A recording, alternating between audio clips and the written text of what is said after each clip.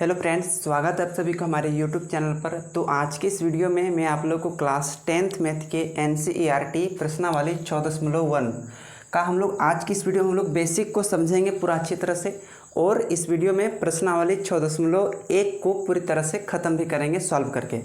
तो आइए इस वीडियो में हम लोग अब शुरू करते हैं। सबसे पहले आप लोग कीजिएगा क्या, चैप्टर को सबसे पहले गहराई से समझने के लिए उसका बेसिक कंसेप्ट को समझना पड़ेगा। बेसिक कंसेप्ट के लिए आप लोग के लिए हम एक PDF बना दिए, ठीक है। ये PDF को आप समझ जाएंगे, इस PDF में जितना हम इसका बेसिक कंसेप्ट को लिखे हैं आप समझ जाएंगे, इस चैप्टर को आप आसानी तरीके से आप इसे सॉल्व कर सकेंगे, ठीक है ना। तो चलिए हम लोग सबसे पहले समझते हैं। इस चैप्टर का नाम है त्रिभुज, जिसे हम लोग ट्रायंगल के नाम से जानते हैं। त्रिभुज जो होता है, त्रिभुज तीन प्रकार के होते हैं, दो प्रकार के, एक भुजा के आधार पर, एक होता है कोण के आधार पर। भुजा के आधार पर 3 गो, समबाहु, विषमबाहु, समद्विबाहु। कोण के आधार पर 3 गो, समकोण, न्यून कोण, अधिक कोण। बट ये तो आप लोग क्लास 7, 8, 9 में सीख चुके होंगे, ठीक ना। तो आज हम लोग वो वाला त्रिभुज के बारे में सीखेंगे नहीं, त्रिभुज के सर्वांगसमता और त्रिभुज के समरूप के बारे में हम लोग समझेंगे, क्योंकि इस चैप्टर में सर्वांसम और समरूप दो गो शब्द हैं, बहुत ज़्यादा उपयोग होने वाला है। तो सबसे पहले हम लोग समझते हैं सर्वांसम, क्योंकि क्लास 9th में आप लोग सर्वांसम के बारे में पूरा एकदम से डिटेल से पढ़े होंगे। तो आप थोड़ा मोड़ा भी यहाँ याद कर लीजिएगा रे, तो आप लोग के लिए काम हो जाएगा। तो सर्वांसम जो होता है, एक प्रकार SSS सर्वांसम, SAS सर्वांसम, AAS सर्वांसम, ASA सर्वांसम और एक RHS सर्वांसम होता है। SSS का अर्थ होता है साइड साइड साइड, माने भुजा भुजा भुजा। SAS का मतलब होता है साइड एंगल साइड, माने भुजा कोण भुजा। और फिर AAS का अर्थ होता है एंगल एंगल साइड, कोण कोण भुजा। ASA का मतलब होता है एंगल साइड एंगल, और RHS का अर्थ होता है राइट हाइपोटेनियस साइड। यानी एक इसमें दो समकोण त्रिभुज सर्वांसम कहलाते हैं। अब सर्वांसम का चिन्ह आपको याद रखिएगा, दो को इस तरह से बराबर जैसा चिन्ह देंगे और ऊपर में एक थोड़ा टेढ़ा करके चिन्ह दे देंगे, वो हो जाएगा सर्वांसम का चिन्ह। अब हम लोग समझते हैं समरूप के बारे में। ये सर्वांसम का डेफिनेशन आप याद नहीं रखेंगे तो कितने प्रकार के सर्वांसम होते हैं इसका आप याद रख सकते हैं, ठीक है। समरूप क्या कहता है? समरूप के नाम से पता चलता है कि समरूप समान रूप रहेगा। सर्वांसम आकृति में क्या था, जैसे दो गो त्रिभुज हम लेंगे तो दोनों त्रिभुज का क्या रहेगा, दोनों त्रिभुज बराबर होना चाहिए। जैसे ये त्रिभुज, अगर ये कोण 60 है और ये कोण 70 है तो 713, और ये हो जाएगा 50। तो इस त्रिभुज में भी कितना कितना होना चाहिए, 70 होना चाहिए, 50 होना चाहिए और 60 होना चाहिए। सभी कोण बराबर होना चाहिए, तभी ये दोनों त्रिभुज को हम सर्वांसम कह सकते हैं। लेकिन समरूप में इस तरह से नहीं है। समरूप में अब दो आकृति केवल एक जैसा रूप रहेगा तो उसे हम समरूप कह सकते हैं। जैसे आप मेरे हाथ को देखिए, ये हाथ और ये हाथ, ये दोनों हाथ को हम सर्वांसम कर सकते हैं, क्योंकि ये जो निचला वाला हाथ है बायां वाला, दायां वाला हाथ को ढक लेगा। तो ये मेरा हाथ क्या हो गया, सर्वांसम हो गया। मेरा आँख भी क्या है, सर्वांसम। मेरा आँख समरूप भी है, एक जैसा रूप जैसा है, ठीक है। अब समरूप में क्या होता है, दो आकृति रहेगा और दो आकृति क्या रहना, एक जैसा होना चाहिए। आकृति बड़ा या छोटा से मतलब नहीं है, आकृति एक जैसा होना चाहिए। जैसे ये देखिए दोनों त्रिभुज है, बड़ा या छोटा है, रूप तो एक जैसा है, रूप एक जैसा है, ठीक ना, समान रूप है, इसलिए दोनों क्या हो गया, समरूप। क्या इसे हम सर्वांसम कर सकते हैं? जी बिल्कुल नहीं। सर्वांसम का मतलब होता है सर्व जोड़ अंग जोड़ सम, माने सभी अंग उसका बराबर होना चाहिए, तब उस आकृति को हम सर्वांसम कर सकते हैं। यानी आप याद रखिए कि अगर दो गो वृत्त है, एक बड़ा है एक छोटा है, तो ये दोनों वृत्त को हम समरूप कर सकते हैं, लेकिन सर्वांसम नहीं। ये दो गो त्रिभुज है, ये दोनों त्रिभुज को हम समरूप कर सकते हैं, सर्वांसम नहीं। लेकिन ये दो बराबर कोण वाले त्रिभुज क्या बोलते हैं, त्रिभुज है, तो इसे हम सर्वांसम कह सकते हैं, इसे समरूप भी कह सकते हैं। लेकिन याद रखिएगा, अगर तीनों कोण बराबर रहेगा और इसमें एक बड़ा त्रिभुज रहेगा और इसमें भी रहेगा 70, इसमें भी रहेगा 60 और इसमें भी रहेगा 50, सभी कोणों का मान, तो क्या ये त्रिभुज सर्वांसम हो सकता है? नहीं, लेकिन समरूप हो सकता है। भले तीनों कोण बराबर है दोनों त्रिभुज का, लेकिन ये समरूप हो सकता है, सर्वांसम नहीं हो सकता। तो आप इस चीज़ को कन्फ्यूजन मत होइएगा। तो समरूप के प्रकार में होता है पहला ट्रिपल ए के बदले में आप इसे डबल ए भी कर सकते हैं, क्योंकि किसी त्रिभुज के दो कोण यदि बराबर है, ठीक ना, तो उसका तीसरा कोण ऑटोमेटिक बराबर होगा, एकदम ऑटोमेटिक बराबर होगा, ठीक ना। तो इसे याद रखिएगा, डबल ए या ट्रिपल ए भी इसे कर सकते हैं। समरूप के दूसरा प्रकार में ट्रिपल एस होता है। ये ट्रिपल एस में ये तीनों भुजा बराबर नहीं होती है, इसे याद रखिएगा। समरूप जो त्रिभुज होती है इसके भुजाएं समानुपाती होते हैं, इस चीज़ को आप नोट कर दीजिएगा, ठीक ना। आप इसको PDF चाहिए तो आपको हम PDF प्रोवाइड करवा देंगे। समानुपाती होती है कब, समरूप त्रिभुज की भुजाएं जो होती है, भुजाएं, समरूप त्रिभुज की भुजाएं समानुपाती होती है, लेकिन सर्वांशम त्रिभुज की जो भुजा होती है ये बराबर होती है। इसे आप इसे नोट डाउन करके रख लीजिएगा। इसका हम पीडीएफ में पूरा हम लिख दिए, आप इसे टोटल लिख के याद रख लीजिएगा, ठीक है। तो सर्वांशम त्रिभुज के कोण और सर्वांशम त्रिभुज के भुजा ये बराबर होती है, और समरूप त्रिभुज के कोण बराबर होती है, लेकिन समरूप त्रिभुज की भुजाएं समानुपाती होती है। समानुपाती मतलब बट्टम हो जाएगा। जैसे ये ABC एक त्रिभुज है और ये DEF एक त्रिभुज है, ठीक ना। ये भुजा 50, ये भुजा 70, तो ये भुजा कितना हो जाएगा, 60 हो जाएगा। अब इसमें भुजा दिया है 4, ये भी भुजा दिया है 8 सेंटीमीटर। ध्यान से देखिए, तो कोण A कोण D के बराबर हो सकता है, ठीक है। कोण B ये कोण E के बराबर हो सकता है, और भुजा AB है, AB ये DE के समानुपाती हो सकता है, DE के समानुपाती, क्योंकि ये 4 है तो कितना हो जाएगा 8, तो समानुपाती हो सकता है, ठीक ना, बराबर नहीं। तो समरूप त्रिभुज की भुजाएं समानुपाती होती है, लेकिन याद रखिएगा सर्वांशम त्रिभुज की भुजाएं बराबर होती है। आपको हम इतना समझा दिए, आप PDF में देखेंगे तो इसका पूरा PDF हम यहाँ बना दिए हैं, आप इसे यहाँ नोट डाउन कर सकते हैं, ठीक ना। आप देख लीजिएगा यहाँ से, ये वाला भी आप देख के पॉज करके लिख लीजिएगा। तो चलिए आपको हम प्रश्नावली 6.1 को हम पूरा अच्छी तरह से आपको हम सॉल्व करके बताते।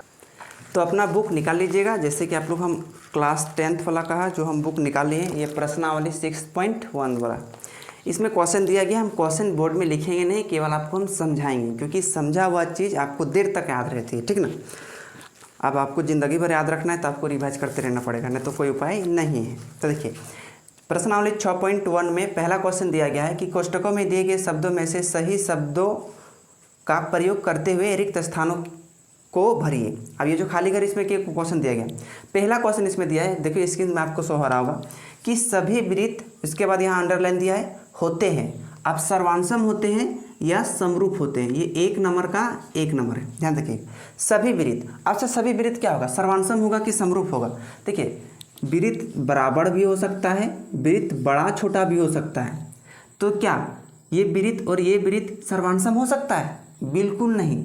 लेकिन सभी वृत्त समरूप हो सकता है, बड़ा छोटा रहे या बराबर रहे, तो सभी वृत्त क्या होते हैं, समरूप। तो 1 नंबर का आंसर में क्या आ जाएगा, समरूप। तो समरूप वहाँ पर आप लोग भर दीजिएगा, ठीक है, 1 नंबर का आंसर में। दूसरा क्वेश्चन देखते हैं। दूसरा क्वेश्चन में दिया गया है कि सभी वर्ग, फिर अंडरलाइन दिया है, होते हैं समरूप या सर्वांशम। तो सभी वर्ग क्या होगा, जैसे हम वर्ग हम बड़ा भी छाप सकते हैं, ये मान के चलिए वर्ग है, ये 2 को वर्ग छापे हैं, दोनों बराबर साइज के छापे हैं। ये हम वर्ग छापे हैं, इसमें एक बड़ा छोटा साइज, देखिए ये दोनों वर्ग क्या है, दोनों वर्ग बराबर है, ठीक है।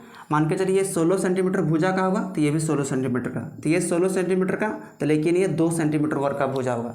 तो ये दोनों वर्ग सर्वांशम हो सकता है, समरूप भी हो सकता है, लेकिन ये दोनों वर्ग सर्वांशम हो सकता है नहीं, क्योंकि यहाँ क्वेश्चन में सभी वर्ग का बात कहा गया है। तो सभी वर्ग तो सर्वांशम नहीं हो सकता है, लेकिन समरूप हो सकता है। तो सभी वर्ग भी क्या होते हैं, समरूप। तो 2 नंबर का भी आंसर क्या आ जाएगा, समरूप। ये हो गया 2 नंबर का आंसर, 1 नंबर का 2 नंबर। चलिए अब हम लोग तीसरा क्वेश्चन देखते हैं। तीसरा क्वेश्चन में कहा गया कि सभी अंडरलाइन त्रिभुज समरूप होते हैं, समद्विबाहु या समबाहु। त्रिभुज का बात किया गया। समद्विबाहु किसे कहते हैं, 2 भुजा बराबर रहेगा, ठीक है। और समबाहु किसे कहते हैं, जिसका सभी भुजा बराबर रहेगा। तो जिसका सभी भुजा बराबर रहेगा तो वो क्या कहलाएगा, सर्वांशम कहलाएगा। उसे समरूप भी कह सकते हैं, लेकिन समद्विबाहु त्रिभुज में एक त्रिभुज बड़ा भी हो सकता है, एक त्रिभुज छोटा भी हो सकता है। मान के चलिए ये 4-4 का है और ये 8-8 का है, तो ये समद्विबाहु जो त्रिभुज है तो ये बड़ा छोटा हो सकता है, ठीक ना। लेकिन समबाहु त्रिभुज क्या हो जाएगा, हमेशा क्या रहेगा, हमेशा बराबर रहेगा। इसे आप बड़ा छोटा भी आप छाप सकते हैं। तो इसे समरूप त्रिभुज तो हम कहेंगे ही कहेंगे, लेकिन सर्वांशम त्रिभुज केवल बराबर वाला को ही कहेंगे, बड़ा छोटा को समरूप कहेंगे। तो इसमें बराबर वाला भी आ जाएगा और बड़ा छोटा वाला भी आ जाएगा। तो सभी खाली घर त्रिभुज समरूप होते हैं, तो सभी समबाहु भरेगा, समबाहु त्रिभुज क्या होते हैं, समरूप होते हैं। खाली कर दिया है ना, समरूप होते हैं, तो समबाहु भरेगा, क्योंकि समबाहु छोटा छापे या बड़ा छापे इससे दिक्कत नहीं। चौथा नंबर क्वेश्चन है कि भुजाओं की समान संख्या वाले दो बहुभुज समरूप होते हैं यदि उनकी संगत कोण, देखिए समरूप की बात कहा गया, आपको हम पीछे बताए थे समरूप की बात कहा गया, तो यदि उनके संगत कोण, खाली करो, अगर त्रिभुज समरूप के बारे में कहा जा रहा है अब तो संगत कोण क्या होता है, तो संगत कोण आपका बराबर होता है और संगत भुजा आपका समानुपाती होता है, इसे आप याद रखिएगा, ठीक ना। तो पहला वाला में भराएगा संगत कोण बराबर होती है और दूसरा वाला खाली घर में भराएगा उनकी संगत भुजाएं समानुपाती होती है, यानी 4 नंबर में आंसर लिखिएगा, पहला वाला में क्या भरा जाएगा, बराबर भरा जाएगा और दूसरा वाला में खाली घर में क्या भरा जाएगा, समानुपाती भरा जाएगा, समानुपाती, ठीक है। तो संगत कोण बराबर और संगत भुजाएं समानुपाती होती है। तो क्वेश्चन नंबर 1 आपका समाप्त हुआ। क्वेश्चन नंबर 2 में कहा गया निम्नलिखित युग्मों के 2 भिन्न भिन्न उदाहरण दीजिए, आपको एग्जाम्पल में देने के लिए कहा गया है। चलिए आपको हम देके दिखा देते हैं, या अपने से भी दे सकते हैं क्योंकि आप चैप्टर के समझ गए अच्छी तरह से। कहा है कि समरूप आकृतियाँ, तो 2 आकृतियाँ देना है समरूप आकृतियाँ, क्योंकि 2 का एग्जाम्पल देने के लिए कहा गया है। तो समरूप आकृति हम दे सकते हैं, जैसे एगो त्रिभुज छाप दिए, इसको हम हल करके डायरेक्ट लिख रहे हैं, ठीक है। क्वेश्चन आप लोग लिख लीजिएगा। समरूप आकृति बराबर भी हो सकता है, बड़ा छोटा भी हो सकता है। तो देखिए हम 2 त्रिभुज छाप दिए, रूप तो एक जैसा है, 2 समरूप आकृति का एग्जाम्पल हो गया। चाहे आप वर्ग भी छाप सकते हैं, जरूरी थोड़े एक बड़ा छोटा वर्ग छाप सकते हैं या बराबर टाइप का छाप सकते हैं, देखिए रूप एक जैसा है, ठीक है। तो 1 नंबर का हो गया। 2 नंबर का देखिए, इसमें कहा है कि ऐसी आकृतियाँ जो समरूप नहीं है, अच्छा तो क्या करेंगे, एक छाप देंगे हम त्रिभुज और एक छाप देंगे हम चतुर्भुज। अब त्रिभुज और चतुर्भुज यदि छापेंगे तो एक जैसा क्या रूप होगा, नहीं, तो ये क्या हो गया, समरूप आकृतियाँ नहीं है, तो आप आसानी से इसे हल कर सकते हैं, ठीक है। तीसरा नंबर देखिए, बताइए कि निम्नलिखित चतुर्भुज समरूप है या नहीं। नीचे क्वेश्चन शो हो रहा होगा या अपना किताब में देख रही है, ठीक ना, देख लीजिएगा। एक दिया गया है 1.5 सेंटीमीटर वाला एक समांतर चतुर्भुज है और वर्ग दिया है 3 सेंटीमीटर वाला, ये 3 नंबर पे यहाँ देखते हैं। समांतर चतुर्भुज इस तरह से छापा हुआ है, ठीक है, और एक वर्ग दिया गया है इस तरह से। वर्ग का जो भुजा है, वर्ग का भुजा दिया गया है 3 सेंटीमीटर करके, नाम लिख दिया गया है ABCD करके, और इसका भुजा दिया है 1.5 सेंटीमीटर करके, इसका नाम PQRS, इसका नाम है ABCD नाम है, ठीक है। क्या ये दोनों आकृति को हम क्या कर सकते हैं, समरूप है या नहीं है। अच्छा, इसका रूप एक जैसा है, ध्यान से इसको देखिए, तो ये तो वर्गाकार है और ये समांतर चतुर्भुज के आकार का है, तो इसका रूप तो एक जैसा नहीं है, लिखेंगे चूँकि इसका रूप एक जैसा नहीं है, अतः यह समरूप आकृति नहीं है। डायरेक्ट नहीं लिख दीजिएगा, समरूप आकृति नहीं है, नहीं है, क्योंकि इसका रूप एक जैसा है ही नहीं, ठीक ना। तो प्रश्नावली 6.1 जो था आप लोग का ख़त्म हो गया। आप उम्मीद करता हूँ कि इस वीडियो में इसका बेसिक कंसेप्ट और ये प्रश्नावली 6.1 का 1 से लेकर 3 नंबर तक क्वेश्चन आप लोग आसानी से समझ गए। अगर वीडियो अच्छा लगा तो आप लोग वीडियो को लाइक कर दीजिएगा, क्योंकि इसमें आप पैसा खर्च होता नहीं है, और अभी तक चैनल को सब्सक्राइब नहीं किए तो चैनल को सब्सक्राइब कर लीजिएगा। इससे आपका तो कोई नुकसान नहीं होता है, लेकिन हमारा बहुत मोटिवेशन मिलता है। चलिए मिलते हैं किसी दूसरे वीडियो के साथ, तब तक के लिए धन्यवाद। अपना ख्याल रखिएगा और अपने से बड़ों को सम्मान कीजिएगा और अपने से छोटों को प्यार बांटिएगा। चलिए मिलते हैं नेक्स्ट वीडियो में।